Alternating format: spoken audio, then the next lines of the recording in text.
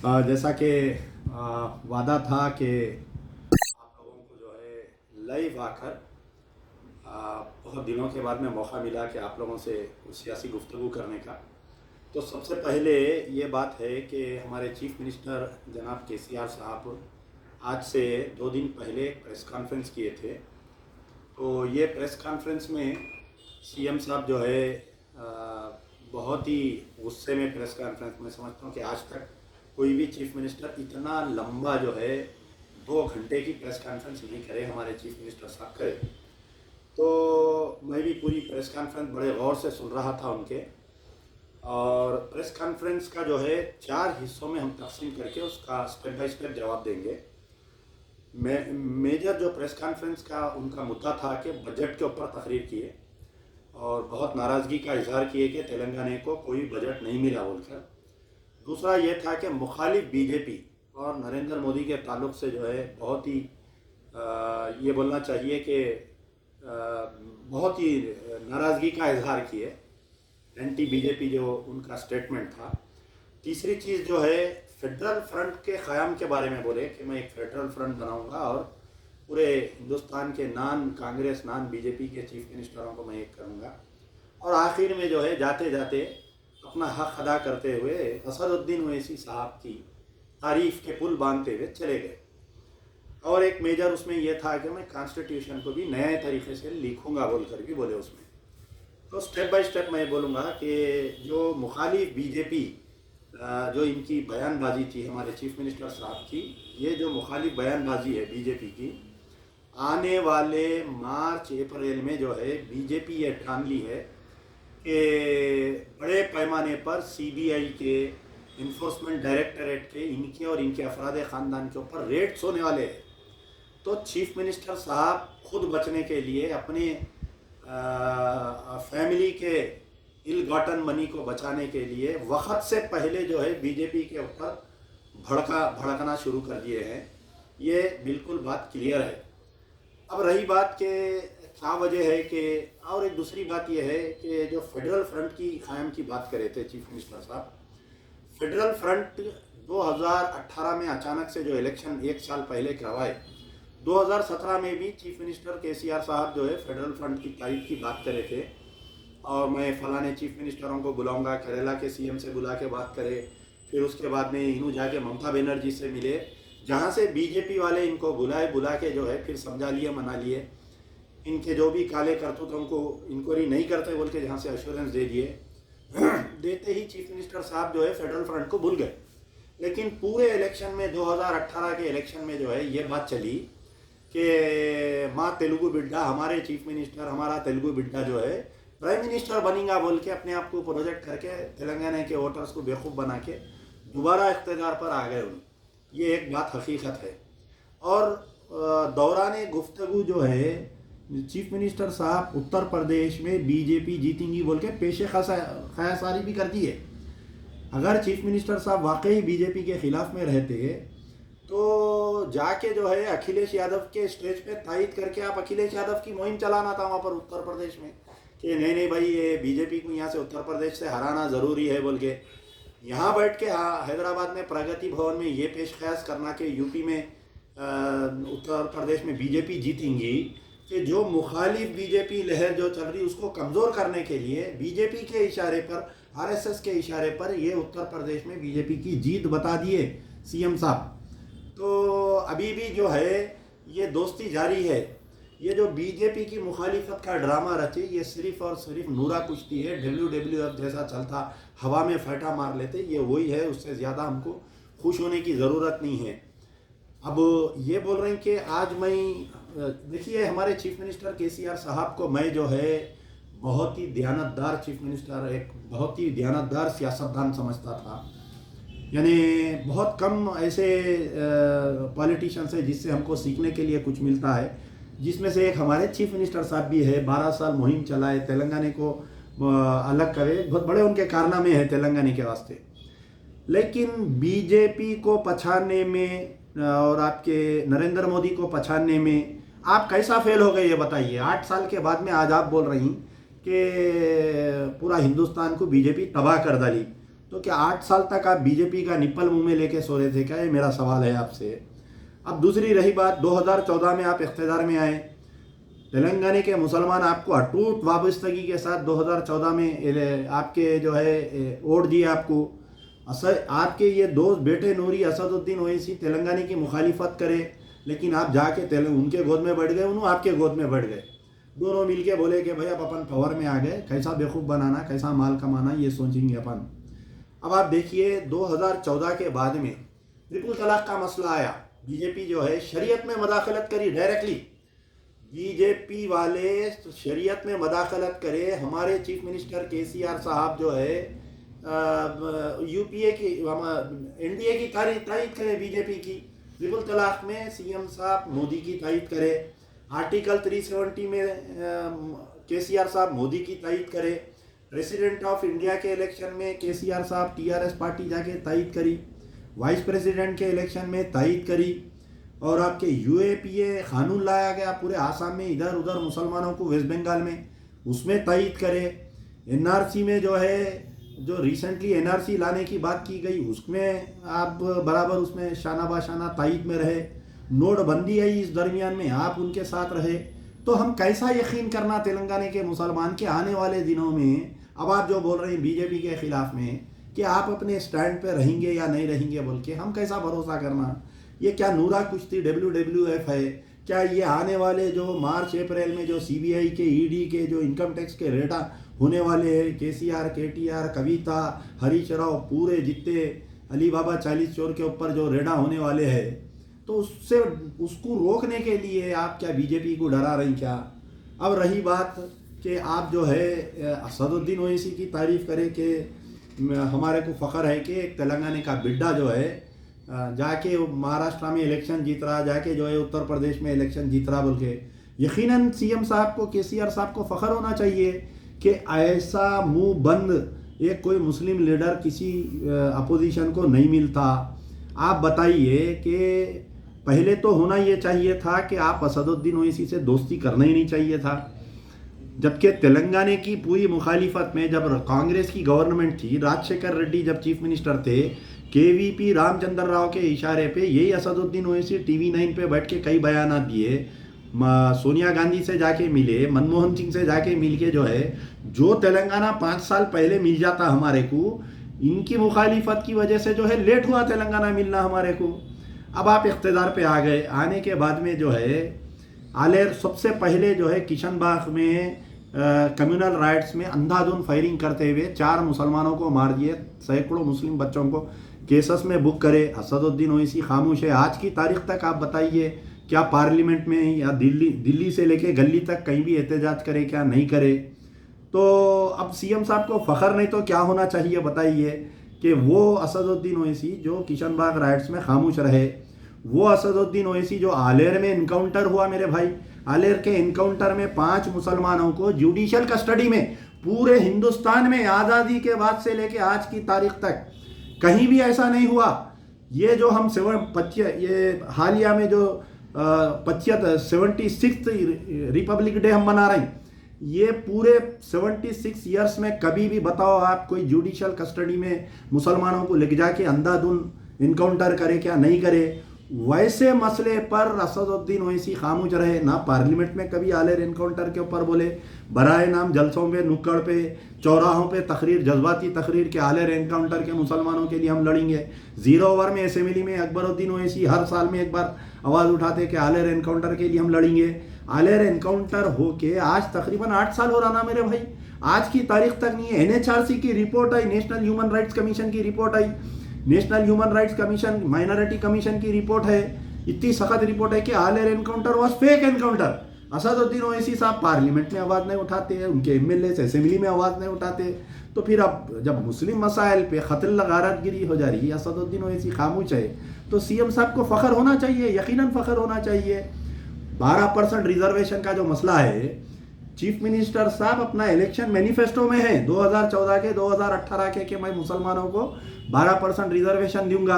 आज की तारीख तक वो चॉकलेट नहीं मिला, अब तक वो चूस लेते बैठे हुए हम 12% रिजर्वेशन का चॉकलेट। तो असदुद्दीन ओवैसी खामोश है। अब सीएम साहब को फ़ख्र नहीं तो क्या होगा बताइए। मक्का मस्जिद ब्लास्ट हुआ, उसके कातिलों को बाइज्जत बरी कर दिया गया। तो चीफ मिनिस्टर साहब जो है बहैसियत सीएम ऑफ तेलंगाना, तेलंगाना की मुक़द्दस मुकाम मक्का मस्जिद में धमाका हुआ और जो है कातिल बाइज्जत बरी कैसा हो गए, मैं अपील पे जाता हूँ हाई कोर्ट में बोल के स्टेट गवर्नमेंट की तरफ से अपील पे नहीं गए। असदुद्दीन ओवैसी मुतालबा नहीं करे मक्का मस्जिद के कातिला कहाँ पर गए, आखिर वो बम ब्लास्ट कौन करा। जब आरएसएस वाले नहीं करे, अभिनव भारत वाले नहीं करे, तो क्या शैतान आके बम धमाका करा। असदुद्दीन ओवैसी खामोश है ना भाई मक्का मस्जिद ब्लास्ट के कातिलों के बाइज्जत बरी होने पर। तो अब चीफ मिनिस्टर साहब को फखर होगा ना, अरे कैसा खामोश बैठा हुआ है देखो इन्हें बोल के। टास्क फोर्स ऑफिस ब्लास्ट में 12 साल मुसलमान जो है जेल में रहे, अदालत से बाइज्जत बरी हुए, दूसरे दिन तीसरे दिन तेलंगाना की हुकूमत, तेलंगाना की पुलिस अपील पे गई। तो असदुद्दीन ओवैसी ये नहीं बोले कि अरे कैसा 12 साल जेल में रहने के बाद में बच्चे बाइज्जत बरी हुए और इस मसले पर क्यों तेलंगाना पुलिस कोर्ट में जारी बोल के नहीं बोले, जबान नहीं खोले। अब चीफ मिनिस्टर को केसीआर साहब को फख्र होना चाहिए असदुद्दीन ओवैसी पे। पूरे 8 साल में माइनॉरिटीज का बजट आप देखिए, ऐलान होता 2000 करोड़, रिलीज होते 200 300 400 करोड़ रिलीज होते। असदुद्दीन ओवैसी कभी नहीं बोलते, उनके एमएलएस कभी नहीं बोलते, उनके भाई leader of the friendly opposition है, लीडर ऑफ द क्या क्या की बने हुए हैं बेचारे, एक साल लंदन में रहते, जाके मुसलमानों के मसाइल पर कुछ नहीं बोलते। तो क्या वाकई चीफ मिनिस्टर को अब फख्र होना चाहिए, नहीं होना चाहिए असदुद्दीन ओवैसी पे?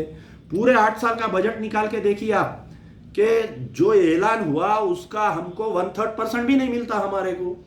वक्फ बोर्ड की बात आई है, चलिए मुसलमानों के इदारों के ऊपर बात करेंगे। वक्फ बोर्ड पे कमिश्नरेट देते बोले, दोनों इलेक्शन मैनिफेस्टो में है, 2014-2018 में वक्फ कमिश्नरेट आज तक नहीं दिए। पिछले 5 साल से वक्फ बोर्ड के दफ्तर को लाख पड़ा हुआ है। तो कभी असदुद्दीन ओवैसी जाके सीएम को ये नहीं बोले कि वक्फ बोर्ड के दफ्तर को लाख है साहब, बड़े बड़े केसेस हम हार जा रहे हैं, हम घुटाला बेगमपेट की ईदगाह का मसला हार जा रहे हैं, हम ऐसुमा फलानी दरगाह की जमीन हुसैन शाह वली का मसला हम हार जा रहे हैं, अदालत में हमारे वकला जाके पेपर्स को नहीं पेश कर सक रहे, हम हार जा रहे हैं बोल के नहीं बोले। तो अब क्या चीफ मिनिस्टर को फख्र नहीं रहेगा क्या, बताइए आप? अब ऐसे पपेट मुस्लिम लीडरशिप के ऊपर खामोशी का इजहार करेंगे तो क्या खुश नहीं होंगे? तो वक्फ कमिश्नरेट नहीं मिला, वक्फ बोर्ड के दफ्तर को लाख नहीं है, लाख पड़ा हुआ है वहां पर।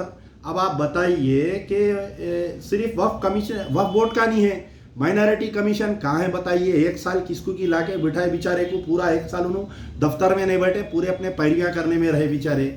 फिर उसके बाद में उर्दू एकेडमी कहाँ है बताइए? उर्दू एकेडमी हेडलेस बॉडी बनी हुई है, जो मुसलमानों की खिदमत का, जो उर्दू सेकेंड लैंग्वेज है हमारी तेलंगाना की।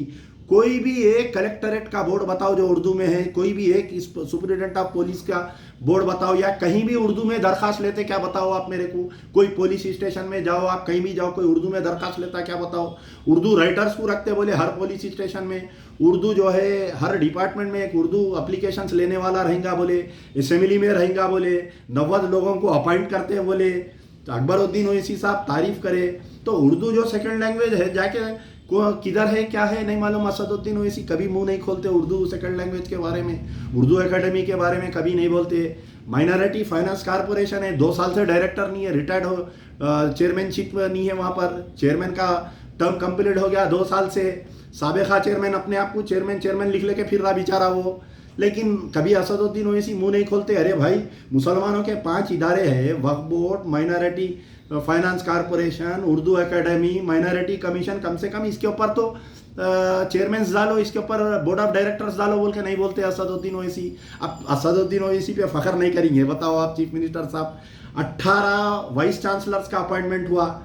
मेजर जो यूनिवर्सिटीज़ है ना हमारे, वहाँ पर जो है हैदराबाद सेंट्रल यूनिवर्सिटी, आपके उस्मानिया यूनिवर्सिटी, ऐसे जो है हमारे 18 यूनिवर्सिटीज़ है हमारे कने, एक पे भी मुसलमान को नहीं। आप बताओ क्या पूरे तेलंगाना में क्या ये काबिल मुसलमान नहीं है जो वाइस चांसलर बन सकता? असदुद्दीन ओवैसी खामोश है। अब चीफ मिनिस्टर को फख्र नहीं होगा बताइए? बहुत अच्छा लीडर है ऐसा बोल के, जो मुसलमानों के मसाइल पे नहीं बोलता, चॉकलेट चूस लेते बैठता उन्हें बोल के। एक बात याद आई मुझे, वटोली में एक फिसाद हुआ था, 6 मुसलमान जिंदा जल गए थे। जाना रेड्डी जब होम मिनिस्टर था, असदुद्दीन ओवैसी, एक वीडियो आप देखते हैं, नूरा कुश्ती एहतजाज, उसकी गाड़ी के बानट पे मार रहे हैं, उसको रोक रहे हैं, पूरे खातिल बाइज्जत बरी हो गए वटोली के। बहैसियत चीफ मिनिस्टर केसीआर साहब, बहैसियत मुस्लिम लीडर असदुद्दीन ओवैसी जाके सीएम से बोलना था, साहब ऐसा कैसा पूरे वटोली के खातिल बाइज्जत बरी हो गए, फिर से उसका री इन्वेस्टिगेशन करके हाई कोर्ट में अपील पे डालो, नहीं बोले खामोश रहे। अब चीफ मिनिस्टर साहब फकर नहीं करेंगे क्या, बताइए आप। अब रही बात मस्जिद की शहादत, आप बताइए बीजेपी रूल्ड स्टेट्स में कहीं मस्जिद शहीद नहीं होती, लेकिन अगर मैं ये बात बोलूँगा कि हमारे तेलंगाना में 4 से 5 मसाजिद शहीद हो गए तो कोई भी यकीन नहीं कर रही, नॉर्थ के मुसलमान आ रहे ऐसा कैसा होता, वही बोल रही असदुद्दीन ओवैसी है ना, वहाँ पर बोल रही। आप बताइए कि जो साबिक़ा में जो कांग्रेस के दौर में एयरपोर्ट की मस्जिद को शहीद कर दिए थे और कांग्रेस के दौर में जो दूसरे मसाजिद को शहीद कर दिए थे, तेलंगाना एजिटेशन में यही महमूद अली साहब एयरपोर्ट की मस्जिद पे आके नमाज़ पढ़ के बोले कि मस्जिद उमर फारूक की हम तामीर करेंगे, जैसा ही तेलंगाना बनेगा हम सबसे पहला हमारा मुद्दा रहेगा, हम तायद करेंगे बोले। लेकिन वो तो भूल जाइए, वो कांग्रेस के दौर में शहीद हुए सो मस्जिदों को बनाने का, एक खाना मस्जिद को शहीद कर दिए। असदुद्दीन ओवैसी खामोश रहे, सिर्फ खाली इलेक्शन बल्दिया इलेक्शन में अंबरपेट में तकरीर में बोले कि अगर दोबारा मस्जिद नहीं बनेगी तो मैं अंबरपेट को नहीं आऊँगा बोले। लेकिन फिर दूसरा इलेक्शन आ गया, बल्दिया इलेक्शन। आज की तारीख तक क्या बताओ आप, एक खाना मस्जिद के मसले पर कोई मजलिस का एमएलए या कोई मेंबर ऑफ पार्लियामेंट में आवाज़ उठाए क्या असेंबली में कोई आवाज़ उठाए क्या कोई उलमा मशाइखीन की टीम जाके चीफ मिनिस्टर से मिल के वो जो टीआरएस की तायद करे थे, वो जो तायद करे थे इलेक्शंस में उलमा मशाइखीन असदुद्दीन ओवैसी के बोलने पर, कोई जाके मस्जिद खाना के मसले पे आज की तारीख तक बात करे क्या, बताइए आप जो है कोत्तागुडम में जो फॉरेस्ट एरिया है उसमें एक मस्जिद को शहीद कर दिए। असदुद्दीन ओवैसी क्या स्पॉट पे गए क्या, आज की तारीख तक मैं पूछना चाह रहा हूँ। क्या आपके आलेर एनकाउंटर में जो लोगों को शहीद कर दिए उनकी नमाज जनाजा में गए क्या, बताइए आप। क्या उनके मकानों पे गए क्या, आप बताइए। तो ऐसी मुस्लिम लीडरशिप की जो एक खाना मस्जिद की शहादत पे खामोश, कोत्तागुडम की मस्जिद की शहादत पे खामोश, नारायणपेट पे एक आशूर खाने को शहीद कर दिए, 200 साल पुराने आशूर खाने पे उस पर खामोश। तो अब क्या चीफ मिनिस्टर साहब तारीफ नहीं करेंगे कि वाकई हम, मेरे को फ़ख्र है ऐसे मुसलमान लीडर के ऊपर बोल के। सेक्रेटेरिएट के 2 मसाजिद शहीद हो गए, दिन दिवाले शहीद हुए। सबसे पहले अमजदुल्ला खान ट्वीट करके बोला कि मस्जिद शहीद हो गई, तो मेरे को लोग डराए नहीं, अगर वो झूठ निकला तो आपके ऊपर केस बुक होता हो, फलाना होता। पहले असदुद्दीन यानी पहले जो है होम मिनिस्टर का बयान आया कि मस्जिद शहीद नहीं हुई, एक मीनार गिरी बोले। तो फिर बाद में चीफ मिनिस्टर बोले कि गलती से मीनार गिर गई, हम उसकी मरम्मत करते। असदुद्दीन ओवैसी फौरी जाके ट्वीट की तायद करे, ट्वीट खेलते रहे आप तो मस्जिद की शहादत के बाद में। आप बताइए जहाँ पर असदुद्दीन ओवैसी का मकान है वहाँ से सेक्रेटेरिएट कितनी दूर है भाई, 5 मिनट या 7 मिनट का रास्ता है। आप जाके देखना था, अंदर जाके बोलना था कि भाई क्या कैसा शहीद हुई, मैं देखना चाह रहा हूँ। मैं मजलिस के पूरे एमएलए जाके अड़ जाना था, नहीं हम देखते साहब, हम जाके वहाँ पर हम खामोश नहीं बैठ सकते, अल्लाह का घर है वो। 2 मसाजिद शहीद हो गए, असदुद्दीन ओवैसी खामोश रहे, 7 एमएलए खामोश रहे, पूरे कारपोरेटर खामोश रहे। उल्टा उनके हवारी निकल के जो है ढंडोरा पीटते रहे, नहीं मस्जिद वहीं बन जाएंगी, नहीं मस्जिद वहीं बन जाएंगी। 2 इलेक्शन आए, मस्जिद की शहादत के बाद में जाके उलमा मशाइखीन टीआरएस की तायद करे असदुद्दीन ओवैसी के बोलने पर। अब बताओ आप, जो मुस्लिम लीडर मस्जिद की शहादत के ऊपर, एक खाना मस्जिद, कोत्तागुडम मस्जिद, आपके नारायणपेट के आशूर खाना, सेक्रेटेरिएट के 2 मसाजिद खामोश है। फाउंडेशन स्टोन डाल के आज 6 महीने 8 महीने होने को आ रहा, अभी तक सब्बल नहीं मारे, वहाँ पर काम नहीं हुआ। तो अब ऐसे खामोश मुस्लिम लीडरशिप पे केसीआर साहब को फ़ख्र होना चाहिए नहीं होना चाहिए, बताइए। वाकई फ़ख्र होना चाहिए। आपके जो है उस्मानिया हॉस्पिटल है असदुद्दीन ओवैसी के, हैदराबाद पार्लियामेंट में आता है। राजा सिंह वहाँ के एमएलए, राजा सिंह जो है मुसलमानों के खिलाफ में बयानबाजी, असदुद्दीन ओवैसी जो है उनके खिलाफ में बयानबाजी, दोनों नूरा कुश्ती खेलते। अरे उस्मानिया हॉस्पिटल तेलंगाना की आन शान बान है, आप जाके देखो क्या हालत है, कचरा कुंडी से बदतर हालत है उस्मानिया हॉस्पिटल की। अब ज़्यादा जाके बोले तो बोले नहीं, तोड़ के मैं नया बना देता हूँ, 4 मीनार तोड़ के नया बना देता हूँ। होम मिनिस्टर बयान दे रही और सीएम साहब बोल रहे मैं उस्मानिया हॉस्पिटल तोड़ के बयान दे देता हूँ। तो ये बताइए आप, क्या असदुद्दीन ओवैसी की तारीफ नहीं करेंगे तो क्या करेंगे। अब जो चीफ मिनिस्टर साहब का जो चौथा जो था कि कॉन्स्टिट्यूशन में तरमीम की बात करें, आज से मुसलसिल कई दिन पहले, यानी जो आरएसएस के जो लीडर्स जो उनके किताबें पढ़े तो मालूम होंगे, उसके अंदर एक ही बात आती कि कॉन्स्टिट्यूशन में तरमीम हमको करना चाहिए। जो दलितों को, जो एससीज एसटीज, जो पिछड़ी हुई जातियों को जो रिजर्वेशन दिया जा रहा है उसको हमको बर्खास्त करना चाहिए। ये एक आरएसएस का पुराना मुतालबा है और वक्फे वक्फे से आरएसएस वाले ये बयान देते नहीं बल्कि उनके किताबों में लिखे हुए हैं। ये एक आरएसएस का एजेंडा है कि कॉन्स्टिट्यूशन को तरमीम करना, उसके अंदर रिजर्वेशन पॉलिसी को बर्खास्त कर देना और जो मुसलमानों को थोड़े बहुत जो हमारे को जो राइट्स मिले हुए हैं कॉन्स्टिट्यूशन में, अंबेडकर के बनाए हुए कॉन्स्टिट्यूशन में जो मुसलमानों को राइट्स है उसको नया कॉन्स्टिट्यूशन को रीराइट करते हुए ये पूरे हुकूक को मुसलमानों के बर्खास्त कर देना, ये एक आरएसएस का हिडन एजेंडा है। आज चीफ मिनिस्टर बोल रहे हैं कि मैं जो है नया कॉन्स्टिट्यूशन बनाता हूँ, मैं प्राइम मिनिस्टर बनाता हूँ बोल के, मैं पूरे, तो ये बात जो है ये क्या सीएम साहब की ज़बानी है या आरएसएस के प्रेशर पे इन्हों ये बोल रहे हैं, समझ में नहीं आ रहा है। बीजेपी से नाराज, आरएसएस से खुश, तो ये कैसे हम चीफ मिनिस्टर के ऊपर ये कॉन्स्टिट्यूशन की बात, ये कहाँ से आई, किधर से आई, ये हिंदुस्तान को, पूरे हिंदुस्तान के मुसलमानों को, खासतौर तेलंगाना के मुसलमानों को सोचना चाहिए। ये जो प्रेस कॉन्फ्रेंस में जो बीजेपी के खिलाफ में जो भड़काऊ प्रेस कॉन्फ्रेंस करे, ये जो भड़के इनू बीजेपी के खिलाफ में, ये सिर्फ और सिर्फ जो है आने वाले दिनों में इनकम टैक्स रेडों से, ईडी रेडों से और सीबीआई रेडों से बचने के लिए, अपने अपने अफराद ख़ानदान को बचाने के लिए ये भाषण दिया गया है, प्रेस कॉन्फ्रेंस किया गया है। दूसरा जो कॉन्स्टिट्यूशन की बात की, जो तब्दीली की बात की गई है, नया कॉन्स्टिट्यूशन लिखना, ये सीएम केसीआर साहब की ज़बानी नहीं है बल्कि आरएसएस की ज़बानी है। ये फेडरल फ्रंट की जो ख़याम की बात है, ये सिर्फ और सिर्फ just to bargain a good business from the BJP, ये फेडरल फ्रंट की बात की गई है। अब असदुद्दीन ओवैसी साहब की तारीफ के बारे में तो पूरा पोस्टमार्टम कर दिया मैं कि क्यों असदुद्दीन ओवैसी साहब इनको पसंद है। अब इनको नहीं तो क्या हमको पसंद करेंगे क्या? केसीआर साहब बताइए। नहीं बोलेंगे अमजदुल्ला खां अच्छा लीडर है, असदुद्दीन ओवैसी खराब लीडर है। हम तो मुसलमानों के वास्ते लड़ते ना भाई, कोई भी दो पावर में, चाहे कांग्रेस रहो टीआरएस रहो, हम तो बाप बुलंद लड़ेंगे। हम इंशाल्लाह लड़ते थे, लड़ते हैं, लड़ते रहेंगे इंशाल्लाह। यार जिंदा सोबत बाकी।